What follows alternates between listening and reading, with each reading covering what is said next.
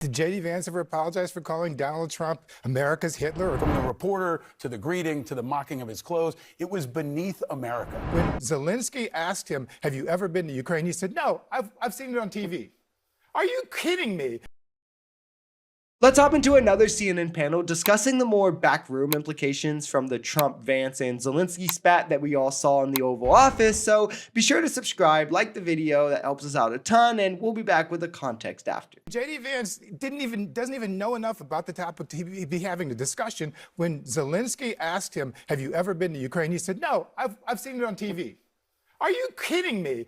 I've seen it on TV is your excuse for being able to lecture the president of Ukraine in the middle of a war, as opposed to having some actual knowledge when he's telling you about Russia. And everyone knows about Russia's history except apparently J.D. Vance. I thought that was the most pertinent moment of the whole thing. Zelensky asked Vance if he's ever even been to Ukraine as he's trying to lecture the man who's been on the front lines about the conflict. And it stops Vance dead in his tracks. The reason that Zelensky does this isn't even from disrespect. If you watch the meeting, it's because Vance is being historically inaccurate in his recounts, and they're telling Zelensky to try something that he's already tried and didn't work. And he's trying to make the point that, hey, we did this. We need more security guarantees. But it really speaks to the ego and the fragility of MAGA, where Trump and Vance essentially just got angry because they were corrected and questioned on a public stage. The idea that Zelensky has never thanked America. He has repeatedly thanked America. That's completely false. So J.D. Vance had no reason to say that. The idea that he should somehow apologize for what he's done. Did J.D. Vance ever apologize for calling Donald Trump America's Hitler or calling him an idiot? No, he hasn't. But somehow we're going to force Zelensky, the president of a country in the middle of a war, to apologize over something he has no reason to apologize. Did Trump apologize for calling Zelensky a dictator? Did he apologize for bringing Russia into the negotiation to try to solve a war with Ukraine without even including Ukraine in the negotiation process? No, at all. Not at all. It reeks of bully mentality, where Vance knows, obviously, America has the power to do anything militarily, right? So they want to swing their dick around and humiliate you every way they can and get you to like bend the knee, essentially, to the point of trying to force an apology and force you to say thank you. Now that you're disagreeing with them, you have to be overly gracious, even though Zelensky said thank you plenty of times. But you can just tell the entire thing was set up to be a show of power, where also Russian state media was in there. So like it calls into question why they wanted this show of power with our supposed ally who was invaded. But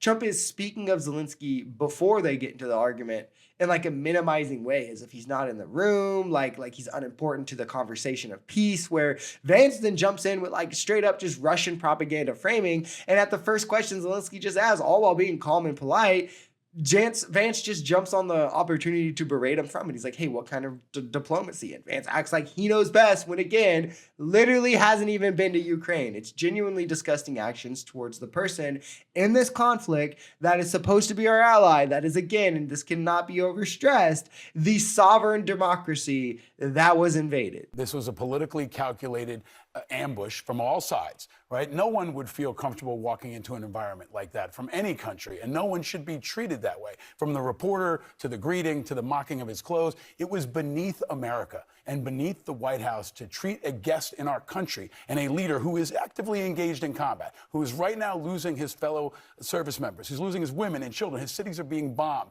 and we're talking about his clothes, and we're talking to him that way. It was victim shaming, which is what Trump has been doing to Zelensky in Ukraine since before he got elected. It's unacceptable, it's inappropriate, and it's also undermining not just Ukraine, but our own national security. We are now aligned with the bad guys. Russia is the bad guy, Ukraine is the good guy. And when we continue to attack Ukraine and defend Russia, that puts us in line with the bad guys, which is not where America wants to be. This is all perfectly put, because obviously something like this happening is worst case scenario, and Zelensky avoiding it at all costs is probably the smart play. Like clearly you probably suck up to a narcissistic guy, right? But it was an ambush in that I think it was literally set up to make exactly this happen, right? To put some kind of justification for the America pulling away from Ukraine that isn't just, it's what Putin wants. Like after this, Trump is already saying, well, we don't know, if we can even make a deal with him and all of that. And he's attacking Zelensky on social media like he has been for years. He did so